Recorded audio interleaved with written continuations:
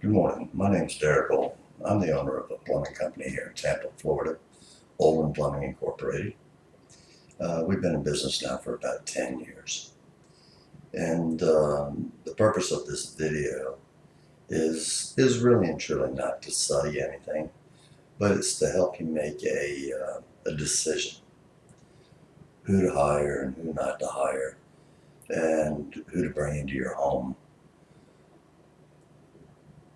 and take care of your plumbing issues. Are we a better plumbing company than the others that are out there in Tampa? No. Some of them we are, but for the most part, they all want to make your plumbing repairs. They all want to um, take your money, of course. So how do you choose? How do you choose to bring in my company as opposed to one of my competitors? And it is very hard as the consumer to decide who's going to give you the best bang for your buck, who's not going to take advantage of you, who's going to give you their honest opinion on how your plumbing system has failed or how your failed plumbing system needs to be repaired. And it's very stressful because you're having to shell out hundreds or even thousands of dollars to maintain your plumbing system. And most of the time, for most people, this is an unexpected expense. So why use me over my competitors? Um, the plumbing trade is the plumbing trade. It's really and truly, it's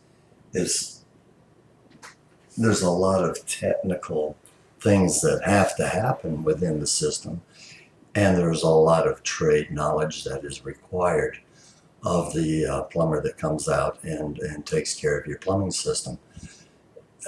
There's thousands of different faucets on the market. There are hundreds of different ways of running a plumbing system, and it's the plumber's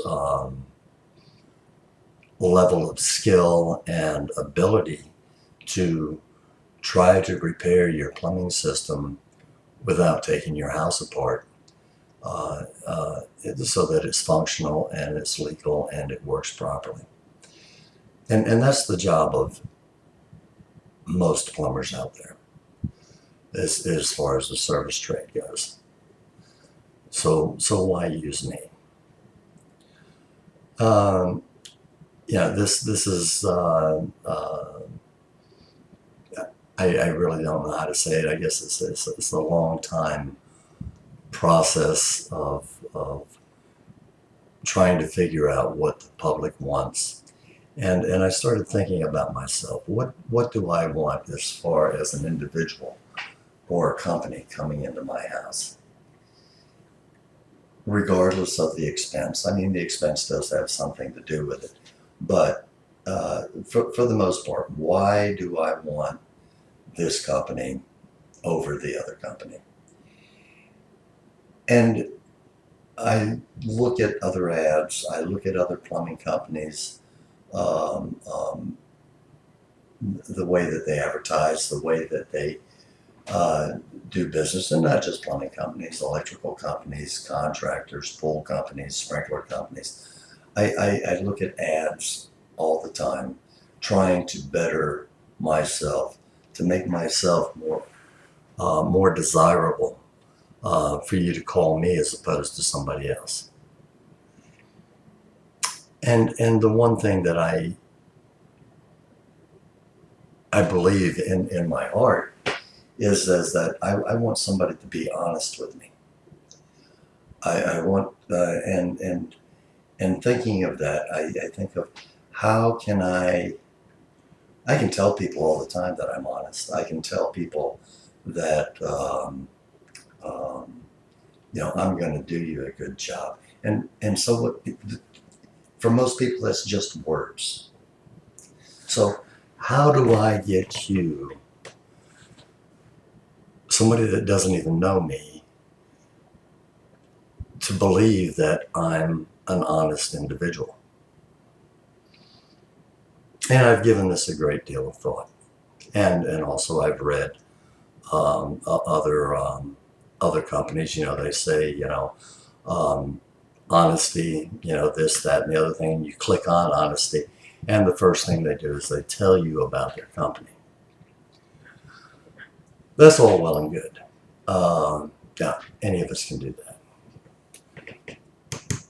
How do I relate to you that honesty is one of my prime directives as far as the way that I run my company, the what I expect out of my people that work for me, what I want to give to my customers, and the only way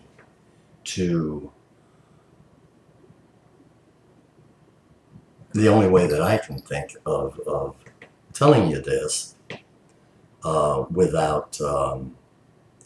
without you actually knowing me is to share a part of my life, a part that on one half I'm very happy for myself now, but on the other half that it still upsets me to this day. Today is May 20th, 2019. Today, I'm 27 years sober.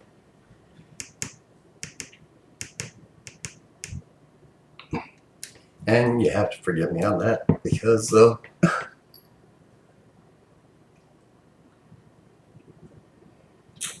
for me, it is a very emotional time for me, because of the type of individual that I used to be. I was not always honest.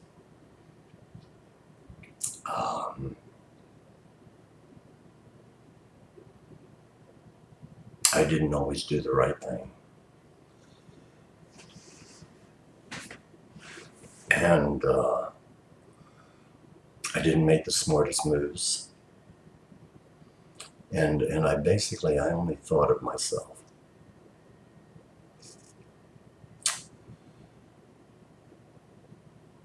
There's, and I've been through the program AA and things of this nature, and it helped me tremendously. I mean, it got me sober.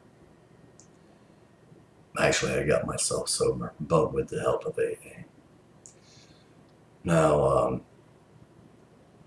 in saying that and trying to be honest, I mean, in AA they say get honest, get honest, get honest. And for years I didn't understand that. What does it mean? I mean, does it mean telling your deepest, darkest secrets? Does it mean telling everybody what you did? Things of this nature. And I've come to the conclusion is that I have to be honest with myself. And you really can't be honest with anybody else in life unless you're honest with yourself first. Because if you tell yourself a lie, then you're going to lie to other people. So I'm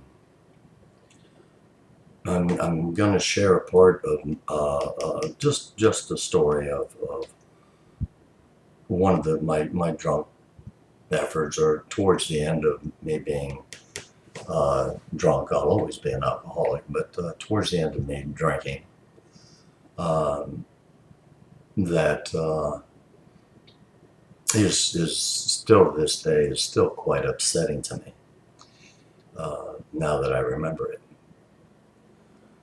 But I feel as though that I need to share a part of my life, a tragedy, yet still something good came out of it. I hope and pray something good came out of it. Uh, to let you know that I'm sincere um,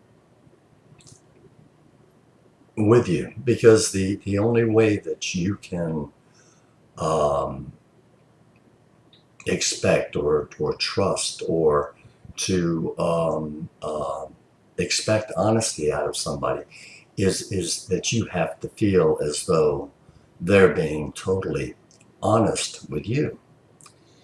And I,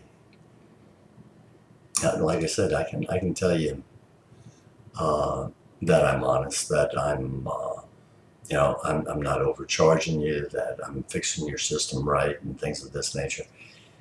And you don't know. You know, I could be an old windbag, but I feel as though that if I'm honest with you, in and please forgive me if I keep repeating myself because this is not scripted. That if I share a part of my life that's upsetting and somewhat makes me vulnerable to public ridicule and um, might hurt my business. So be it. I mean,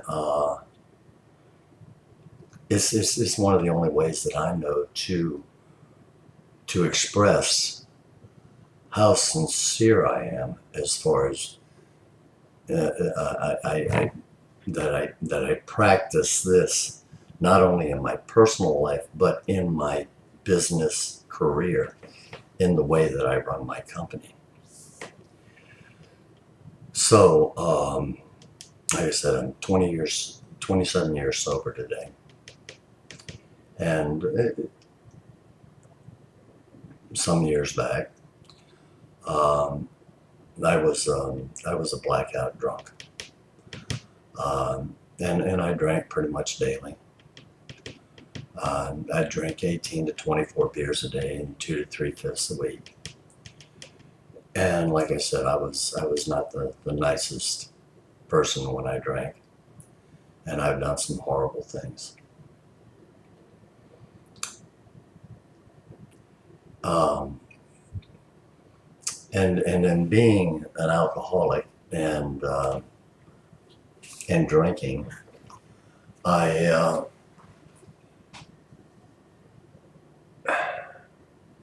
became depressed, suicidal, um, very suspicious of everybody. But they were going to get me. Didn't know who they were, but they were going to get me. Very paranoid. And I had a loaded gun in every room of the house, even in my children's rooms. And there was one evening where I was quite drunk, and the only reason I say that is because at the time or the following day, I didn't remember this. Like I said, I was a blackout drunk, and this memory came back to me some years later, and still to this day. I'll have a dream at night, or I'll remember something, and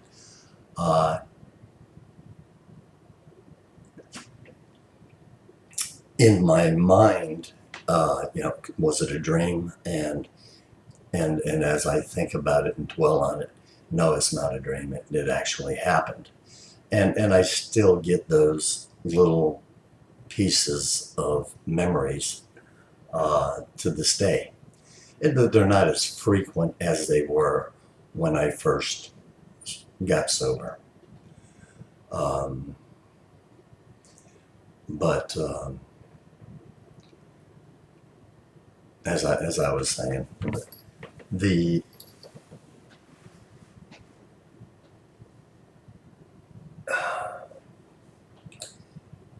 when I was drinking, and this one particular night, the memory that came back to me was that I was very upset, and I had called 911.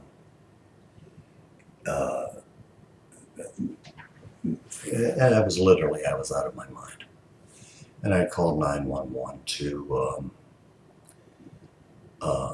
get some sort of, I don't know what I was doing. I was just I wanted to talk to somebody. My wife was gone. She was out with friends. I was at home, and the police, asked me if I had any loaded guns in the house, and I said yes, I do. And they said, this, that, and the other thing, and I really don't recall the actual conversation of what I said on 911. But evidently, I sounded very distraught. And they said, well, we're going to send somebody over. I told them not to do that. They did it anyways. So here about midnight or so, 12:30, 1 o'clock, I get a knock on the door. And I peek out the window, and it's two uniformed policemen standing on my front porch. And I was quite drunk. And I had a 12 gauge Ithaca pump shotgun. And I opened the blinds up to the officer's surprise, because they are taught to stand off to the side of the door. And when I opened the blinds up to the window, I was looking directly at them. And I chambered around in the shotgun, and I looked at them, and I says, "You're trespassing, get off my property." Which they did. Not proud of that. So, they were there to help. And I was, at that particular time, I think I was feeling very suicidal, and not having the courage to kill myself. I thought suicide by cop. So I had got it in my pea brain here that I was going to, I was just going to sit there. I was going to wait for them to break in, as I knew that they were going to do, and take me out. And I sat there with my 12 gauge shotgun with a round and the safety off, my finger on the trigger. And we had a set of stairs that went upstairs here, and I had a sofa that sat right at the base of the stairs. And I could hear something upstairs. It sounded like somebody trying to get into the upstairs sliding glass door to the kitchen, because I was by the front door. And I took the shotgun, and from behind my head, like so, I pointed it up into the direction of the stairs, straight up the stairs, and with my finger on the trigger and the safety off, knowing that the stairs creak, and that that if somebody stepped on the stairs, that I would hear it, and I would know that that was somebody in the house, and I was going to just pull the trigger. Then they wouldn't have any other choice but to kill me. This was what's going through my mind at the time. And thankfully, that never happened. I did hear somebody up there. But some years later, when I did recall this mess that I had put myself into.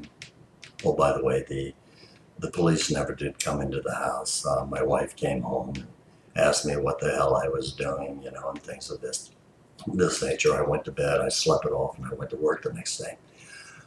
But the profound part, the part that of the story that makes such an impact on my life today, that was I would have pulled the trigger.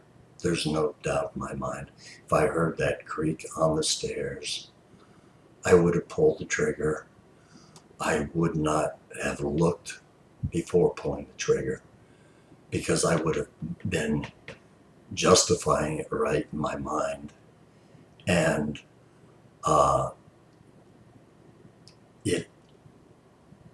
it would have been okay as far as me, because I would have been dead right after it. And like I said, I was a blackout drunk, so a few years after I sobered up, I had this profound dream that everything that went through it, and it kept happening over and over and over and over and over and over again. And it was my memory coming back from that night.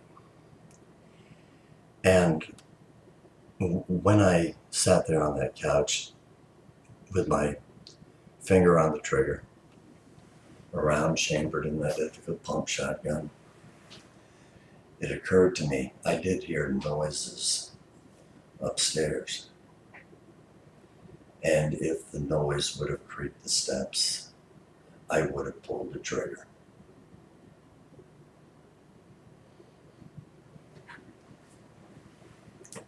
The noises that I heard were my seven-year-old son.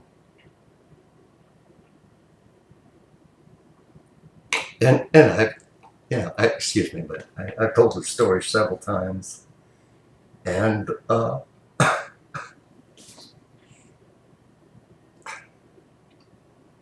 every time I tell it, or every time I think about it, it still upsets me that I was that sick, that I would have pulled the trigger without even a second thought of the consequences, or who I was going to hurt or who I was going to kill. Thank God it did.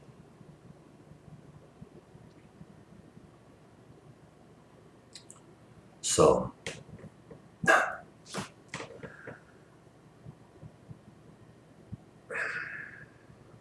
please forgive me. But anyways,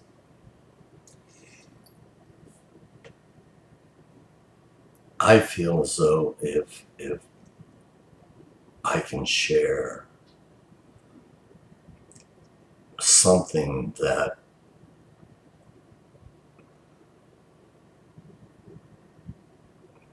profoundly,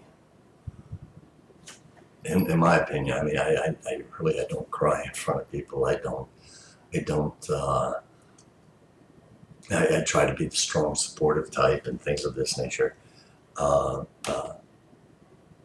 And I wanted to share that with you because it is a piece of my life. It's what makes me the person I am today. I am not proud of it. Like I said, I did some wrong things. But I feel as though that the only way that I can be honest with anybody is that I have to let people know what kind of person that I used to be.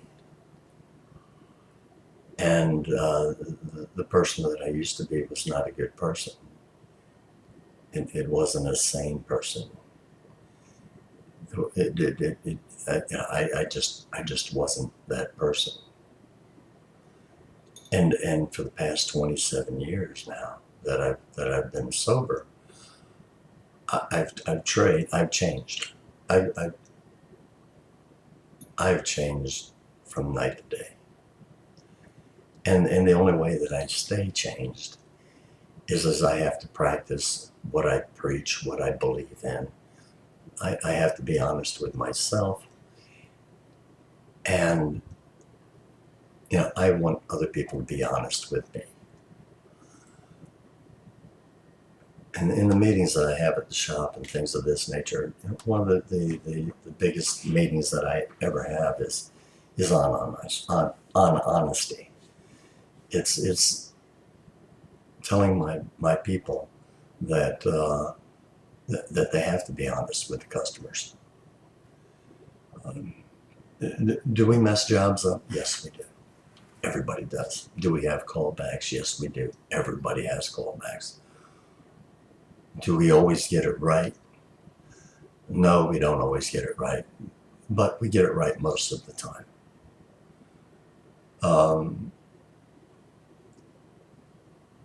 To me, honesty is the biggest thing that you need to be looking for as far as anybody coming into your home, especially somebody that you don't know, somebody that you have only met for the first time. I'm supposed to believe this individual that this is wrong, and I'm supposed to give him my hard-earned money. Do I really need this? Can I live without it?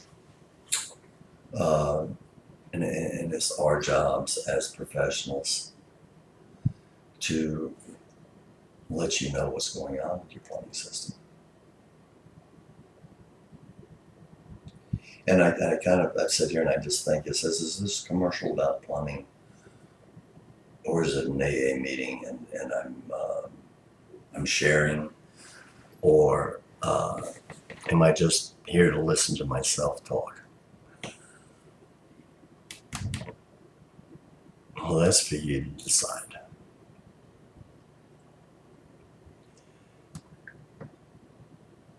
Read the reviews. Read the 1-star reviews. If we deserve a 1-star review, we're gonna own a 1-star review. We're gonna let you know that, hey, we screwed up. We've got a few of them out there. I think we got 6 or 7. There's 1 or 2 that might be deserved. The rest of them they're just people that are upset, and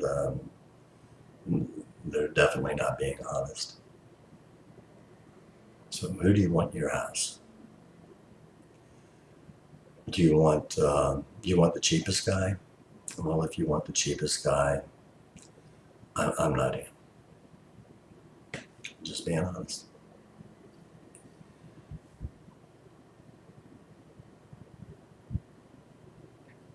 Or do you want somebody that's honest?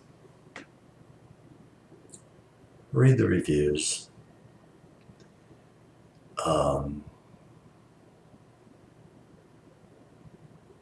And pick somebody that, and it doesn't just have to, this doesn't apply just for the plumbing trade. It doesn't apply for my business. I think it applies in life. Pick somebody you can trust. And like I said, the only way that I know to gain somebody's trust is to tell them something about yourself that makes you vulnerable. And if that story wasn't good enough for you, I've got several more. Anyways, thank you for listening. Thank you for watching. And do yourself a favor and look into the people that you bring into your home, around your valuables, around your children, and trust them. So I'm sure I'm going to get some criticism from this from from my web guy, and I'm sure I'm going to get some criticism for this from my children who also work for me. This 7-year-old boy now works for me. He's almost 40. My daughter. And I'll probably get some criticism from my competitors. But I feel it's the only way to express or to let you know that I am an honest guy. So look for honesty in people. Anyways, I hope you have a good day.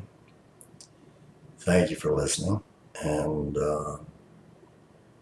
leave your comments, good or bad. Just be honest. Thank you.